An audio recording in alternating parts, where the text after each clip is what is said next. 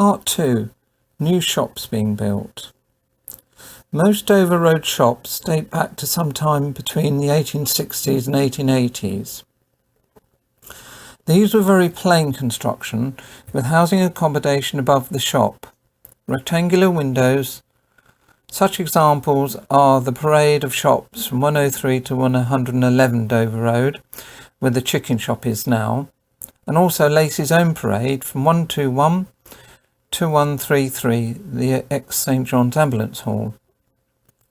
Seems nearly all the land was owned by Earl Radnor. In the example of 127 Dover Road, the house was actually built by the lessee, Mr Philpott. It was originally 153 Dover Road, and the title deed stated that the lessee, Mr Philpott, had the right to hold the said land messuage and premises from September 1881 for a term of 99 years, paying 5 shillings and 6pence every year on 24th of March. The obligations included looking after the building, emptying and cleansing the drains and the privies, and looking after the boundaries. The second phase of building was 1900 to 1918, often called the Golden Age of Folkestone prosperity. A typical new build was that of a parade of shops where modern-day Chippy is now. This was built in 1902 by E. T. Morrison, who planned 10 shops and houses and 19 cottages on what was then called Swan Field. The field formed part of Folly Road, Tram Road and Morrison Road, which was also named after him. Folkestone Council minutes show this was a difficult planning application, as it was repeatedly rejected because of the lack of airspace with the cottages on the Folly Road side. Eventually the corporation called in the owners of Swan Field, who were none other than the South Eastern Railway Company. If you compare the photographs of Lacey's parade to the Junction parade, you can clearly see the different styles. The Junction parade is more intricate, with protruding gables and sloping tiled roofs, along with decorative carvings. Another property speculator was one R. Grayling, who was busy building houses and workshops in Abbott Road. Like Mr Morrison, he also faced the scrutiny of Folkestone Council. At a meeting of the Council Buildings Committee, the Chief Inspector commented, November 26, 1901, to the Chairman and members of the Building Committee, Gentlemen, I beg to report Mr R. Grayling is erecting a house in Abbott Road, contravening By-law 51, in neglecting to provide habitable rooms of the building of at least one window opening directly into the eternal air.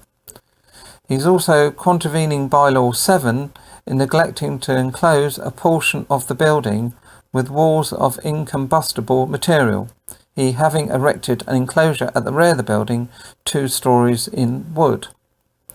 The upshot was Mr Grayling needs to amend his buildings or they will not get approval and probably end up being knocked down. Grayling must have complied, as later on the council ordered that Abbott Road be metalled and tarred. Grayling was not alone in being unscrupulous. The council sanitary engineer found many examples of poor quality properties, like that of number 77 Dover Road, where there was defective pan water closet in the basement, water closet without a flush, damp floor, and drinking water taken from the same tank that supplies the water closet. Despite all this, the photograph looking down from Skew Archers, taken in 1908, shows that they had developed by this time a fairly established and reasonably prosperous community. A sewage system, although faulty in parts, was being built. Notice the lamp in the picture. These were lit at dusk every evening, and trees were planted by the corporation. This photograph, taken from Skew Archers, looking down towards Martello Pub in the distance. Note the shops on the right hand side. The first shop on the right hand corner is a butcher's shop called Foreman's. Also on the right hand side you can just about see adjacent to the shopping parade, a square roof of the Victoria Hotel with its terrace.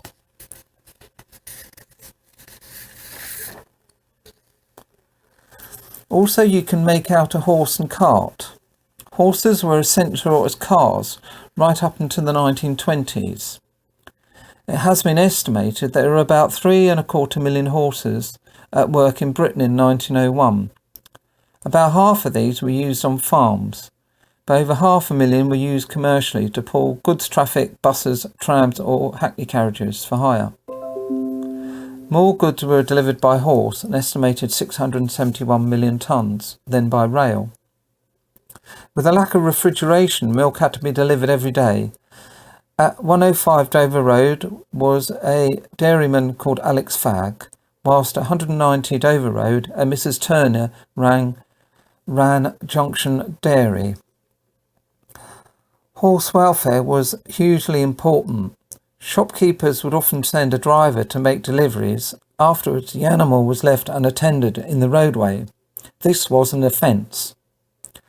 One such offence happened near the Swan Inn in Dover Road to one Walter Woolgar, a licensed fly driver, a sort of taxi. This was reported in the Folkestone Chronicle on the 15th of February 1862. Police Constable Swain disposed the horse and carriage was seen going down Mill Lane without any driver in it. Swain proceeded to the Swan and found the defendant sitting in the tap room. He told him the fly, the taxi, had gone away. The defendant said, "Oh, I dare say the old mare has gone home all right." He didn't think she'd run away. The court laughed. Mr. Kingsford proved the defendant was a licensed driver. The defendant had pleaded not guilty, justifying himself on the plea that Mr. Laker had discharged him on a minute's notice and was therefore not the driver of the carriage. The magistrate, however, considered it a bad case and fined him 5 shillings and 10 shillings costs. If brought up again, the full penalty would be inflicted. The defendant said he had neither money nor goods, and they must take his body. By 1914, there were 4 butchers on Dover Road, several greengrocers, several bakeries, confectioners, drapers' shops, 2 bike engineers, 1 fishmonger, 1 chemist, 1 post office, photographers, hairdresser. In fact, the whole place was chock-a-block full of thriving shops and retail business. Everything seemed settled and growing until, in 1914, war broke out on the continent.